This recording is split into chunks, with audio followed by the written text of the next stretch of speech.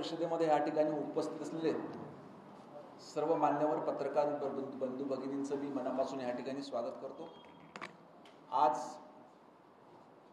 आपल्या राज्यामध्ये मागच्या 4 दिवसापासून जे मुंबईला मराठा समाजाचा मनोज जरांगे पाटलांच्या पुढाकारातून जे आंदोलन सुरू आहे त्या अनुषंगानं आणि त्याच पद्धतीनं त्यांच्या मागणीमुळे ओबीसीचं आरक्षण कुठेतरी दूर घेतलं जाईल का बाबा, कमी करण्यात येईल का बाबा, या अनुषंगानं नागपूरमध्ये देखील त्या ठिकाणी साखळी उपोषण चालू आहे। तर ह्याच निमित्तानं मी सरकारची भूमिका ह्या ठिकाणी मांडण्याकरिता आपल्या समोर उपस्थित झालेलो आहोत। या ठिकाणी आदरणीय रामदासजी तळसे, आमची कृष्णाभाऊ खोपडे आहे, सन्माननीय मेंढे साहेब आहेत, प्रतापदादा आहेत, प्रवीण भाऊ आहे, आदरणीय समीर भाऊ मेघे आहेत, इकडे आमचे सुधाकर भाऊ कोवळे आहेत, आमचे मान्यवर काही पदाधिकारी देखील आहेत। उद्देश एवढाच आहे फक्त की मागच्या 4 दिवसापासून आणि मागे मी स्वतः देखील 4 दिवसापासून, आता मी थेट मुंबईवरून चाललो, 4 दिवसापासून मी मुंबईला होतो आणि मराठा समाजाच्या मागण्यांकरिता मनोज जरांगे पाटील यांच्या नेतृत्वामध्ये त्या ठिकाणी आझाद मैदानावर आंदोलन सुरू आहे। हे होत असताना त्याचा मुंबईतल्या सर्वसामान्य जनतेच्या जीवनमानावर काही त्या ठिकाणी परिणाम होतो आहे का? अनेक नोकरदार वर्ग मुंबईमध्ये आपण बघतो की जो सर्वसामान्य माणूस आहे, अनेक विद्यार्थी, त्यांच्या शाळा, त्यांचे महाविद्यालय, आमच्या अनेक भगिनी ज्या रोज जाणं येणं करतात, त्याच्यामुळं आपल्या माध्यमातून पुन्हा एकदा मी सरकारच्या वतीनं माननीय मनोज जरांगे पाटलांना विनंती करतो की सरकार निश्चितपणे हे मराठा समाजाला आरक्षण मिळालं पाहिजे याच्याकरिता सकारात्मक आहे।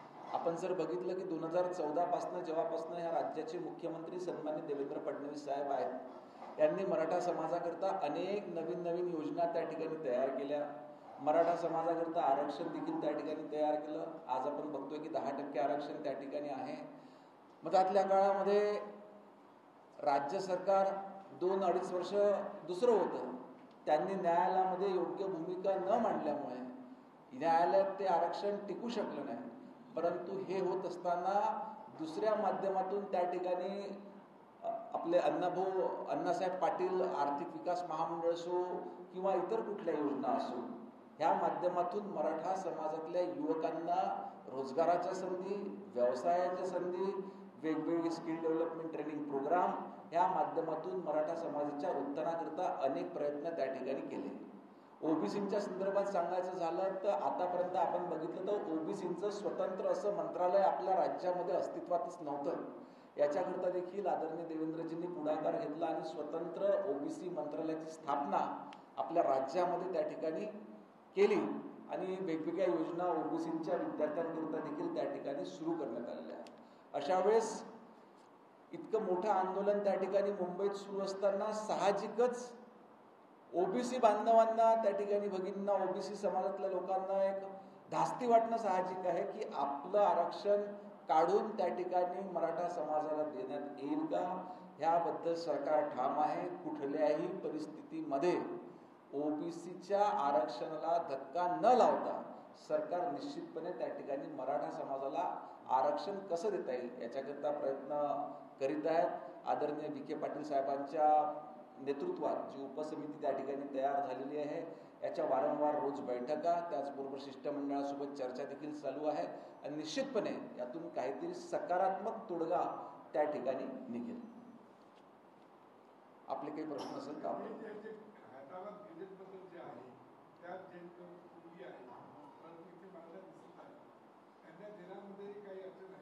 याच्यामध्ये देखील पडताळणी त्या ठिकाणी चालू आहे की जे त्या ठिकाणी हैदराबाद गॅझेटमध्ये दाखविण्यात आलेले आहे, यांना कशा पद्धतीनं आपल्याला त्या ठिकाणी ओबीसीचा दाखला त्या ठिकाणी देता येईल। शेवटी कुठलंही आपल्याला आरक्षण देताना ते आरक्षण कोर्टामध्ये टिकणं आवश्यक आहे, म्हणून ह्या सर्वांचा कायदेशीर तपास करून त्या ठिकाणी हे करून निश्चितपणे त्याच्यावर देखील सकारात्मक विचार करण्यात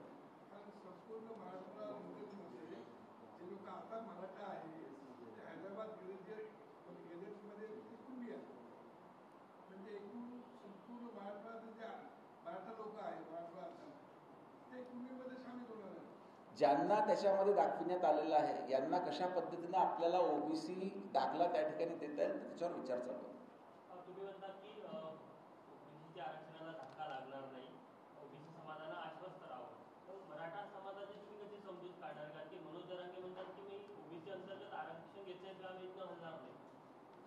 ही त्यांची भूमिका थोडी मला असं वाटते आडमुठी वाटते. त्यांना सरकारनं अनेक वेळा विनंती केली. आपण जर का बघितलं असेल तर शिंदे साहेबांनी देखील म्हटलं की चर्चेच्या माध्यमातून त्या ठिकाणी काहीतरी तोडगा निघेल. चर्चा होणं त्या ठिकाणी आवश्यक आहे आणि निश्चितपणे चर्चेच्या माध्यमातून काही ना काही सकारात्मक तोडगा त्या ठिकाणी निघेल.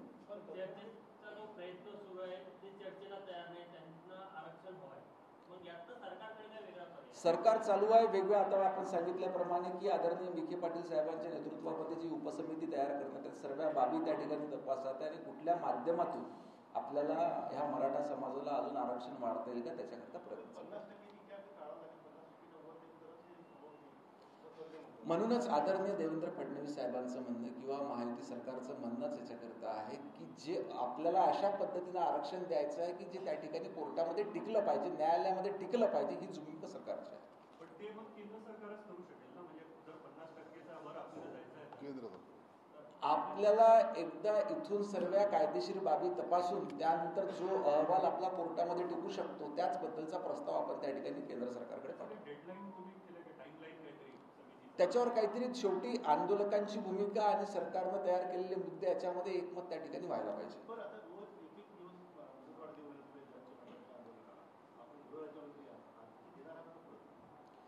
नाही, शेवटी आज तसं पाहिलं तर मुदतवाढ दिलेली नाही आहे, परंतु सरकार म्हणून त्या ठिकाणी कुठल्याही पद्धतीचं चुकीचं काम होऊ नये याच्याकरता इतक्या मोठ्या प्रमाणावर लोक आल्यानंतर त्यांची गैरसोय होऊ नये. आणि आता शनिवार रविवार आला त्याच्यामुळे, परंतु लवकरात लवकर त्यांच्यासोबत चर्चा करा. आपण पहिल्यांदा 1 दिवस दिला होता, मग 1 दिवस अजून मुदतवाढ दिली, ती मुदतवाढ संपली तरी देखील आलेल्या लोकांच्या भावना समजून घेऊन त्या पद्धतीचं योग्य अशी कारवाई सरकार त्या ठिकाणी करते. नाही, कायदेशीर कायद्यामध्ये जी तरतूद आहे त्याप्रमाणे निश्चितपणे त्या ठिकाणी कारवाई होईल, परंतु आपण सरकार म्हणून त्या ठिकाणी लोकांच्या देखील भावना समजून घेणे सरकारचं काम.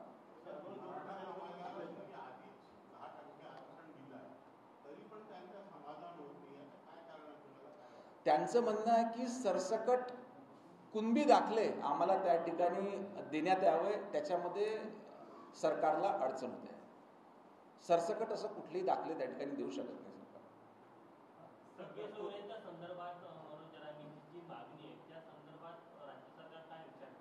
नाही, सगळे सोयरे नाही. शेवटी बघा, आपल्याला सरकारची भूमिका आधीपासून कशी राहिली आहे की ह्या पद्धतीनं मराठा समाजाला आरक्षण द्यावं लागेल की जे कोर्टामध्ये त्या ठिकाणी टिकेल.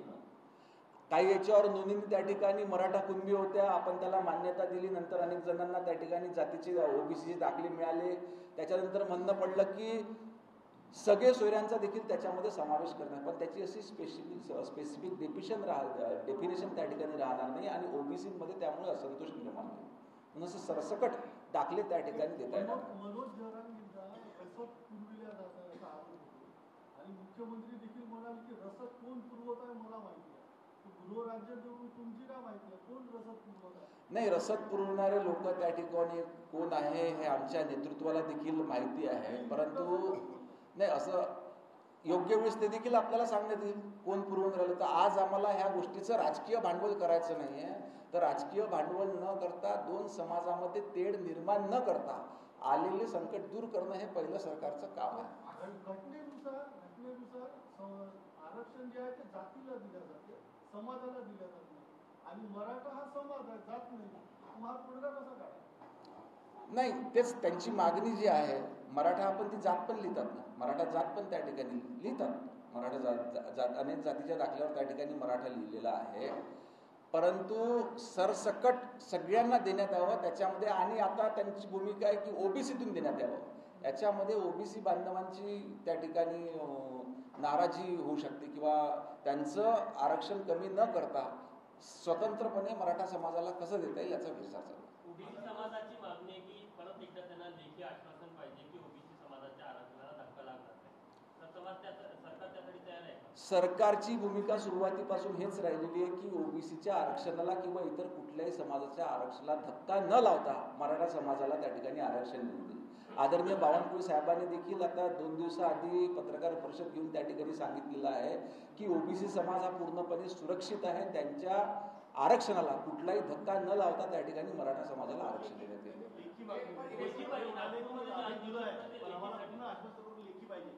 जे त्या ठिकाणी होणारच नाही. सरकारचा प्रत्येक प्रतिनिधी त्या ठिकाणी माननीय मुख्यमंत्री महोदयांनी देखील स्वतः सांगितलं आहे की ओबीसीच्या आरक्षणाला त्या ठिकाणी कुठली धक्का पोचणार.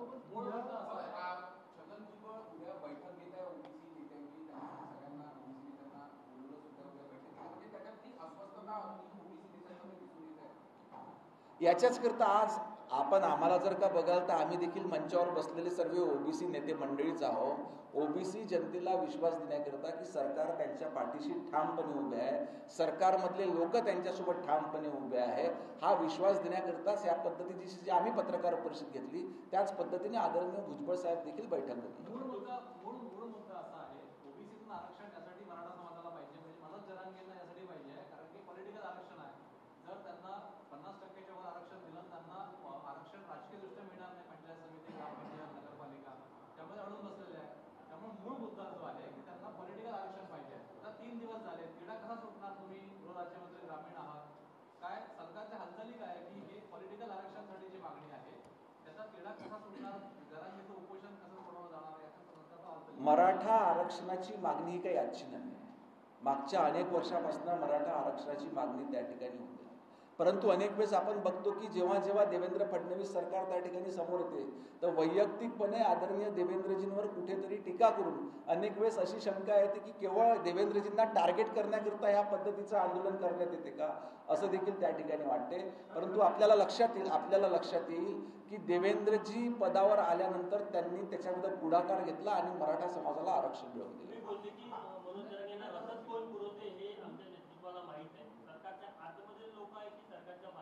हे योग्य वेळी सांगण्यात येईल.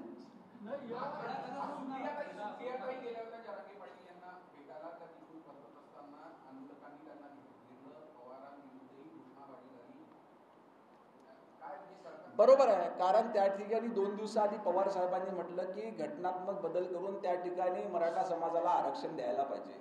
ते स्वतः इतके वर्ष सत्तेमध्ये होते, स्वतः पदावर होते, त्यावेळेस त्यांनी हा विचार केला नाही. स्वतः ते मराठा समाजाचे आहे आणि आता जेव्हा चुकीच्या पद्धतीनं त्या ठिकाणी भूलथापा करून मराठा समाजाच्या भावना भडकविण्याचा प्रयत्न हा पवार साहेबांच्या माध्यमातून झाला आणि हे लोकांना त्या ठिकाणी लक्षात आलं, त्याच्यामुळे सुप्रिया ताईंना त्या ठिकाणी त्या लोकांनी हाकललं. जरांगेंनी ऑलरेडी सांगितलं होतं की मी येणार आहे, मुंबईला येणार आहे. तर आपण थोडं अंडर एस्टिमेट केलं का त्याला? म्हणजे कारण आता तिथे जरा कायदा सुव्यवस्थेची इश्यू झालेला आहे, जी आम जनता आहे त्याला आता त्रास होतोय. 1, 2, 3 दिवस जसं हे वाढेल त्रास वाढेल. तुम्ही जरा अंडर एस्टिमेट केलं असं वाटतं?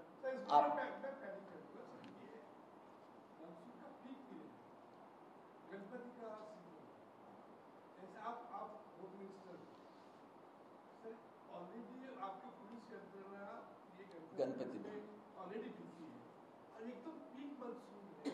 ऐसे समय पे आप लोगों ने कैसा अलाउ किया तो मुंबई आने? आपण सर्वजण जाणतो की गणेश उत्सव हा महाराष्ट्रात मोठ्या उत्साहानं साजरा करण्यात येतो आणि विशेष करून मुंबईत जर आपण बघाल तर गणेश उत्सवाच्या वेळेस एक वेगळा उत्साह त्या ठिकाणच्या जनतेमध्ये असतो. हे देखील बरोबर आहे की आता मान्सूनचा देखील सीझन त्या ठिकाणी आहे.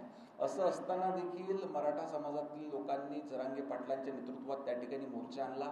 आपण त्यांना संख्येची देखील त्या ठिकाणी अट घातली होती, परंतु त्याच्यापेक्षा जास्त लोक त्या ठिकाणी आले. सरकारची भूमिका हीच आहे की सामंजस्याच्या त्या मार्गातून त्या ठिकाणी काहीतरी मार्ग निघाला पाहिजे, तोडगा निघाला पाहिजे, म्हणून आपण त्यांना त्या ठिकाणी येऊ दिले.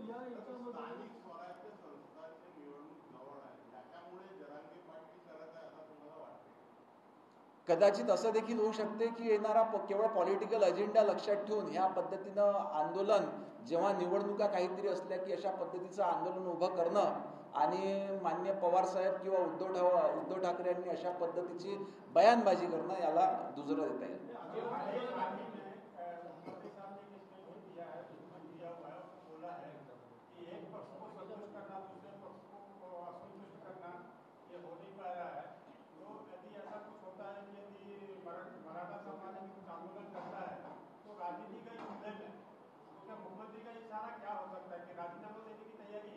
नहीं, मुख्यमंत्री जी ने ये कहा कि हमको राजनीति बाजू में रखना है और दोनों समाज को समझाना है. वहाँ भले ओबीसी समाज रहे, ओबीसी समाज असो किंवा मराठा समाज असो, हा सरकारला माननीय मुख्यमंत्री महोदयांना दोन्ही समाज हा सारखा आहे, दोघांचे समाधान करणे हे सरकारचं आणि माननीय मुख्यमंत्री महोदयाचं काम आहे.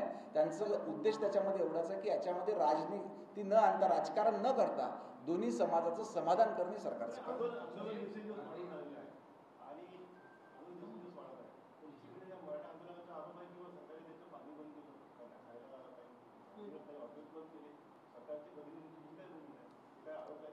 नाही, अशा पद्धतीचे आरोप करणं बरोबर त्या ठिकाणी होणार नाही. अनेक वेळेस संख्या पाहून त्या परिसरातले लोक स्वतःहून कधी दुकान त्या ठिकाणी बंद ठेवतात. नेमका योगायोगानं आता शनिवार रविवार त्या ठिकाणी आला म्हणून देखील अनेक दुकानं बंद असतात. परंतु मी स्वतः त्या ठिकाणी मुंबईमध्ये होतो, मी आत्ता स्वतः मुंबईवरून आलो. अनेक ठिकाणी दुकानं सुरू देखील आहे आणि सर्व व्यवस्था त्या ठिकाणी आहे. महानगरपालिकेने पुढाकार घेतला. आपण जर का बघितलं असेल आता टीव्हीवरती, महानगरपालिकेने पुढाकार घेतला. अनेक ठिकाणी जो कचरा झाला होता तो देखील साफसफाई, रस्त्यावरची साफसफाई. दुर्दैवानं त्या ठिकाणी 2 दिवसाआधी पाऊस आल्यामुळे थोडं चिखल आझाद मैदानावर झालेलं होतं. दोन्ही उपमुख्यमंत्री दिसत नाही, ते दरेगावला चालले गेले, पुण्याला आले, म्हणजे एकटेच लढा लावून राहिले. नाही, आदरणीय मुख्यमंत्री महोदयांसोबत दोन्ही उपमुख्यमंत्री निश्चितपणे सोबत आहे. सर्व त्यांचा विचार करूनच पुढची रणनीती तय करत आहे. उद्यापासून आठवड्याचा पहिला दिवस सुरू होत आहे. ज्या प्रकारे 2 दिवस सीएसटी ताब्यात घेण्याचा प्रयत्न मराठा आंदोलकांनी केला, उद्या परत सकाळच्या वेळेला तीच परिस्थिती उद्भवण्याची शक्यता आहे. सरकार कायदा सुव्यवस्था लागेल, कशा प्रकारे या संपूर्ण गोष्टीवर लक्ष ठेवणार? नाही, सरकारने याच्यामध्ये पूर्ण नियोजन त्या ठिकाणी विशेष करून गृह विभागाने नियोजन केलेलं आहे. अशा पद्धतीची कुठलीही परिस्थिती त्या ठिकाणी निश्चितपणे निर्माण होणार नाही. तरी देखील सरकार म्हणून आमचं काम आहे की आम्ही मराठा आंदोलकांना त्या ठिकाणी विनंती करतोय की अशा पद्धतीची गैरसुविधा, गैरसोय सर्वसामान्य नागरिकांची त्या ठिकाणी होऊ नये. लोकशाहीच्या मार्गातून त्यांनी आंदोलन करावं, त्यांनी मागण्या निश्चितपणे सरकारकडे करावा.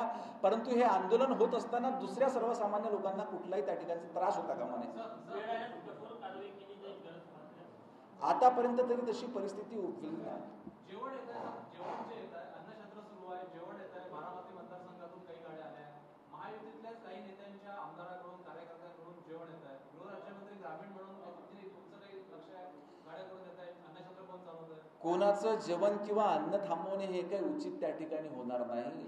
अन्न देणं हे पुण्याचं काम आहे. परंतु चालू असलेलं काम काय याच्यावर देखील पुढाकार घेणाऱ्यांनी त्या ठिकाणी कुठेतरी विचार केला पाहिजे की आपल्या मागण्या मान्य करण्याकरता, मंजूर करून घेण्याकरता आपण त्या ठिकाणी समाजातल्या दुसऱ्या भागाला कुठेतरी अडचणीत आणतोय का, याचा विचार होणं अतिशय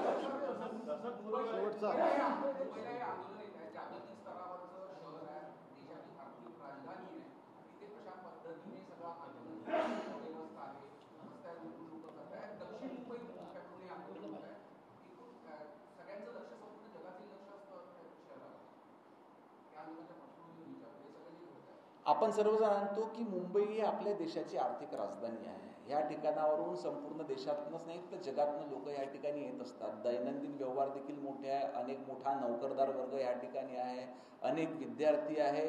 असं असताना अशा पद्धतीचं आंदोलन त्या ठिकाणी जर का झालं तर रोजचं दैनंदिन जीवन त्या ठिकाणी डिस्टर्ब होऊ शकते. म्हणून आमची सरकारकडनं वारंवार आंदोलकांना विनंती आहे की आपला आंदोलन निश्चितपणे लोकशाहीच्या मार्गाने त्या ठिकाणी असलं पाहिजे. आम्ही आकडा देखील त्यांना सांगितला होता की 5,000च्या संख्येमध्ये आपण त्या ठिकाणी यावं व लोकशाहीने आपण त्या ठिकाणी आंदोलन करू शकता. परंतु 5,000पेक्षा जास्त लोक त्या ठिकाणी त्या परिसरामध्ये आलेले आहे. आता मधातल्या काळामध्ये शुक्रवार, शनिवार, रविवार हा विकेंडचे दिवस होते. परंतु नंतर मात्र परिस्थिती त्या ठिकाणी बिघडता कामा नये याची काळजी निश्चितपणे सरकार घेईल.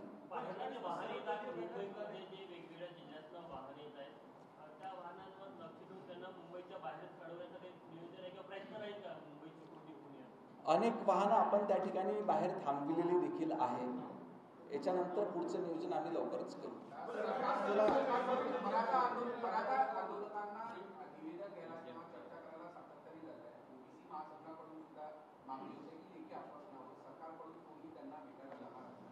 आपण बघितलं आहे की माननीय मुख्यमंत्री महोदयांनी वारंवार सांगितलेलं आहे की ओबीसी समाज असो किंवा इतर कुठलाही समाज असो त्यांच्या मूळ आरक्षणाला कुठलाही धक्का न देता त्या ठिकाणी मराठा समाजाच्या आरक्षणावर सरकार त्या ठिकाणी मार्ग काढेल. परंतु पुन्हा एकदा आपण हा मुद्दा समजून घ्या की जेव्हा केव्हा हे आंदोलन उभं होते तेव्हा राज्याचे मुख्यमंत्री देवेंद्र फडणवीस यांना टार्गेट करून हे आंदोलन त्या ठिकाणी होतात का? एका राज्याचा मुख्य व्यक्ती याच्याबद्दल शिवराळ भाषा वापरणे हे योग्य आहे का?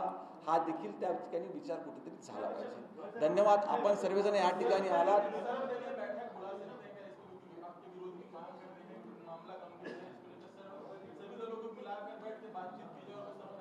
आपको पता होगा कि जो उपसमिति बनाई हुई है वो उपसमिति की बैठक वहां पे चालू है और वहां से कुछ ना कुछ रास्ता निकलेगा। Thank you.